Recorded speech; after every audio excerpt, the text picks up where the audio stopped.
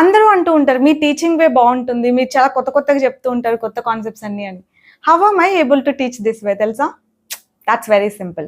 నేను నేర్చుకున్నది ప్రాక్టికల్గా నేర్చుకున్నాను కాబట్టి ఆబ్వియస్లీ అదే టీచ్ చేస్తున్నాను. అది మీకు కొత్తగా అనిపిస్తుంది ఎందుకంటే మీరు ఇంతకుముందు విన్నవన్నీ గ్రామర్ ప్లస్లు మైనస్లే కాబట్టి.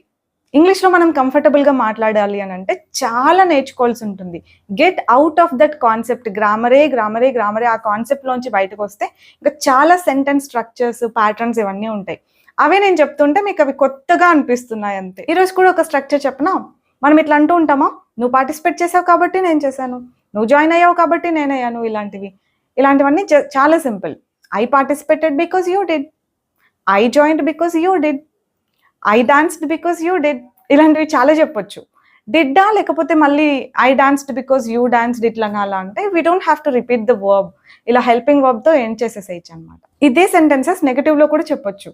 నువ్వు క్లీన్ చేయలేదు కాబట్టి నేను చేశాను, నువ్వు రెస్పాండ్ అవ్వలేదు కాబట్టి నేను అయ్యాను. ఇలాంటివి ఎలా? I responded because you didn't. Because అనొచ్చు, యాజ్ అనొచ్చు, సిన్స్ అనొచ్చు, ఏదైనా అనొచ్చు. I participated because you didn't. నువ్వు పార్టిసిపేట్ చేయలేదు కాబట్టి నేను చేశాను. ఇలా ఒక సెంటెన్స్ చెప్తాను, కమెంట్లో రాస్తారా? అయినా ఒక సెంటెన్స్ అందరు రాస్తే ఏం బాగుంటుంది. ఒక పని చేద్దాం, మీకు తెలిసిన సెంటెన్స్ మీరే రాయండి. అప్పుడు ఒక్కొక్కరికి ఒక్కొక్కటి తెలుస్తాయి కదా, అందరు అన్ని చదివితే చాలా నేర్చుకున్నట్టు ఉంటుంది. ఆల్రైట్.